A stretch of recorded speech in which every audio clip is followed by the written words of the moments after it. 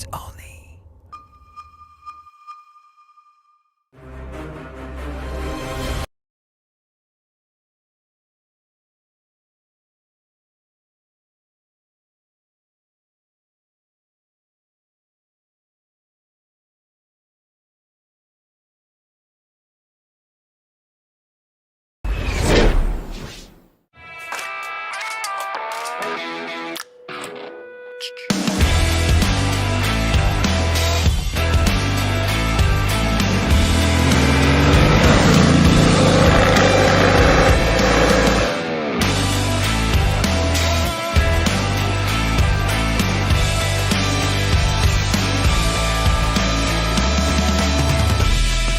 Salut à tous, aujourd'hui nous essayons la moto qui porte le surnom la fille du désert. Et oui, c'est la Honda Africa Twin, la célèbre Honda Africa Twin qui est arrivée en 650 puis en 750 et puis surtout un vrai renouveau pour la Honda Africa Twin CRF 1000L en 2016. Voilà. Alors c'était un essai exceptionnel à l'époque, en Afrique du Sud, Honda avait mis énormément de moyens pour le retour de cette moto emblématique qui a immédiatement connu le succès, qui a connu une refonte juste après avec une évolution un petit peu moteur, une évolution du bruit de l'échappement et puis 2-3 babioles. Et puis ensuite on est arrivé au millésime 2019 pour la CRF 1100. Donc là on gagnait en cylindrée, mais on gagnait en tout.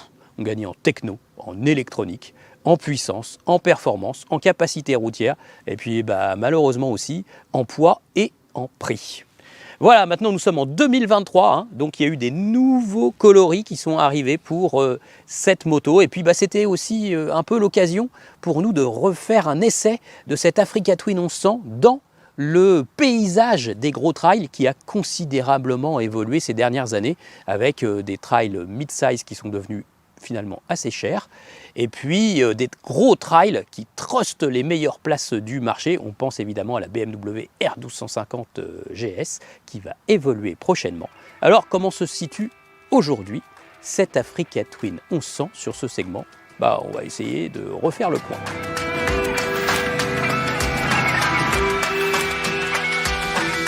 Alors inutile de vous dire qu'avec moins d'1m70 comme moi, il faut quand même un peu grimper à bord de cette Africa Twin, dont la hauteur de selle s'élève à 850 mm ou 870 mm en position haute. Ça suffit pour rouler dans la vie de tous les jours.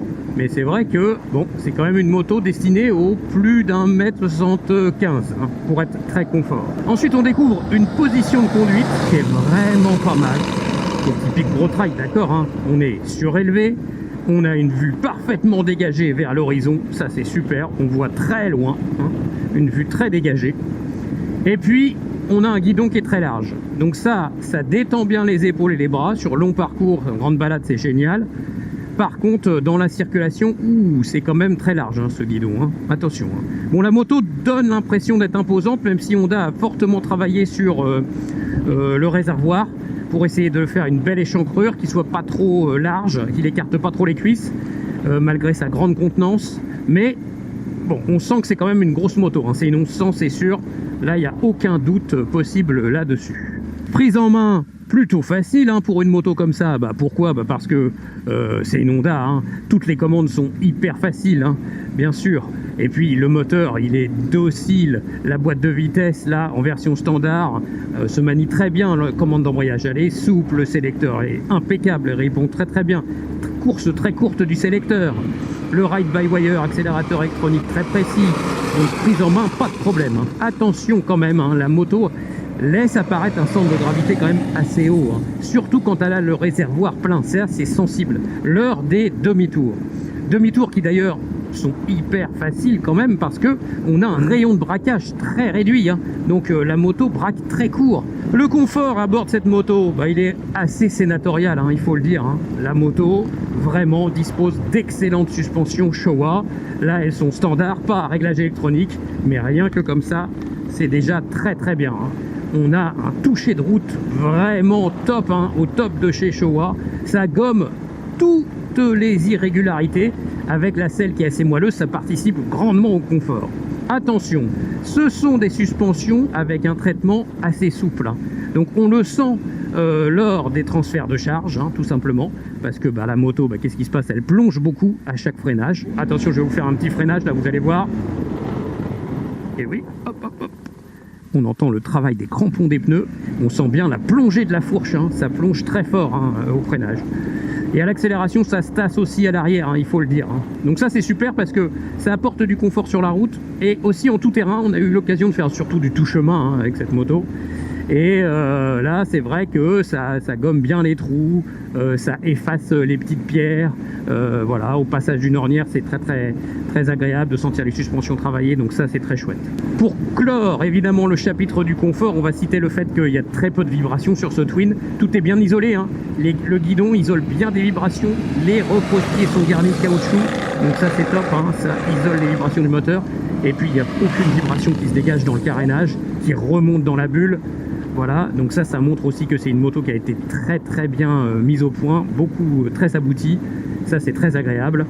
Et puis surtout cette bulle ajustable, hein. Alors pas en roulant, hein, parce qu'il faut actionner des deux côtés, mais cette bulle apporte quand même une très bonne protection. Alors le moteur, maintenant c'est un 1100, hein, depuis 2020.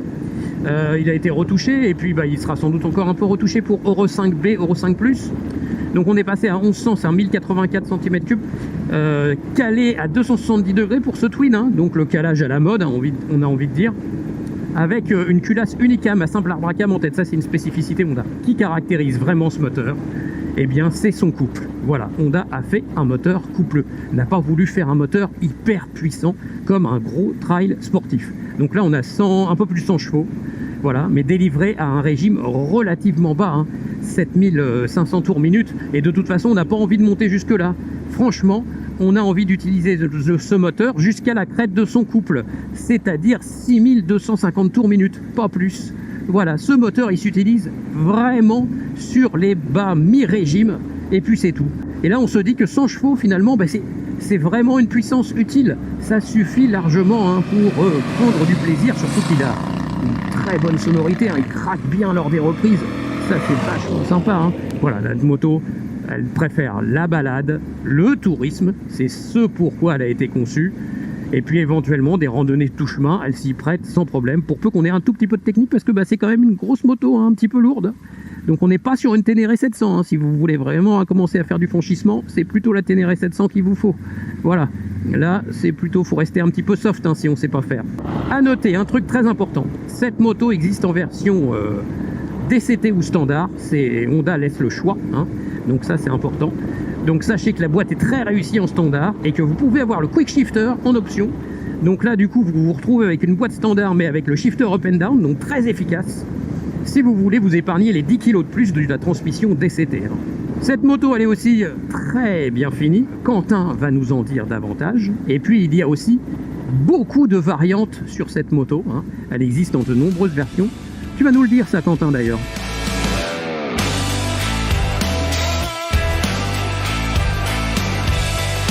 En effet Christophe, l'Africa Twin nous séduit toujours avec sa finition irréprochable. C'est une Honda, qui plus est, une Honda made in Japan, et toujours assortie de 5 ans de garantie. L'équipement est conséquent avec un porte-paquet appréciable et de très bonnes poignées pour le passager, qui souffrira cependant de la chaleur dégagée par l'échappement. L'Africa Twin depuis la refonte en 2020 comporte beaucoup d'électronique. Tout est ajustable comme les modes moteur, la cartographie, le frein moteur et un mode tout-terrain spécifique et paramétrable. Il y a la totale à ce niveau. Nous déplorons toujours une navigation assez pénible dans le tableau de bord tactile, un commodo de gauche vraiment complexe et non éclairé, tandis que la béquille centrale est en option. Au sujet des versions, voici comment s'y retrouver. L'Africa Twin existe en deux versions, Africa Twin ou Africa Twin Adventure Sport. Les deux versions existent en boîte mécanique, shifter en option ou en boîte DCT. Entre les différentes versions et les différents coloris, il existe 12 modèles d'Africa Twin. Le modèle le moins cher est à 14 599 €, tandis que le plus cher, l'Africa Twin Adventure Sport DCT, avec les suspensions électroniques, est à 19 899 €. Voilà, fin d'essai en cette journée de canicule sous un soleil de plomb. C'est un petit peu les aléas de faire de la moto, mais ça fait partie aussi du plaisir. Alors, on vous a à peu près tout dit sur le point de vue dynamique de cette Africa Twin. Et puis, Quentin est revenu sur la finition et les nombreuses variantes qui composent le catalogue Honda, hein, avec cette moto disponible dans plusieurs versions, avec plusieurs options de coloris et d'équipement. Alors, ce que je peux vous dire, moi, simplement sur cette Africa Twin, c'est que oui, ça reste un trail, un maxi trail haut de gamme, plutôt routier, plutôt polyvalent, puisqu'on peut faire beaucoup de kilomètres à son guidon, seul ou à deux, hein, bien sûr, et puis aussi pour le voyage et éventuellement de la randonnée tout chemin. Si elle s'appelle Adventure Sport, bah finalement elle n'est pas si sport que ça, elle est surtout routière, elle est surtout un peu baroudeuse, mais pour faire vraiment de la route et du sport sur la route avec un gros trail, oui, il y a plus sportif sur le marché. Et puis bah, pour faire plus tout-terrain, hein, du franchissement, plus technique, et bien aussi hein, il y a plus adapté, hein, comme bien sûr avec une Ténéré 700. Voilà, seulement cette Africa Twin, c'est bel et bien en fait un trail haut de gamme et qui se positionne finalement un peu moins cher que des trails comme la Triumph Tiger 1200 par exemple, ou bien sûr la BMW R1250 GS, bientôt R1300 GS, et puis la Multistrada V4. C'est un petit peu moins cher une Africa Twin, même pour la version la plus haut de gamme, avec la suspension pilotée et puis le DCT, hein, bien sûr. Et cette moto haut de gamme, finalement, n'a pas grand-chose à envier aux autres motos plus puissantes, tout simplement parce qu'avec son moteur très coupleux, très adapté, 100 chevaux, et ben ça suffit largement. Alors on ne va pas lui reprocher grand-chose à cette Africa Twin, la position du passager avec des repose-pieds pilote-passager qui sont parfois un peu trop proches. Et puis côté droit, au niveau du pot, ça chauffe toujours un peu, hein, mais de toute façon les pots d'échappement catalysés aujourd'hui, ils dégagent beaucoup de chaleur, hein, donc ça on l'a à peu près sur toutes les motos. Et puis le tableau de bord, bien sûr, qui est vraiment un peu compliqué de navigation avec cet énorme pavé numérique, des commodos non rétroéclairés, ça a quand même des limites. Là, monsieur Honda, il faudrait améliorer un peu ce point parce que les autres constructeurs parfois proposent mieux. En dehors de ça, c'est une moto très aboutie, hein, qui se savoure surtout au quotidien et en longue randonnée, et aussi à deux.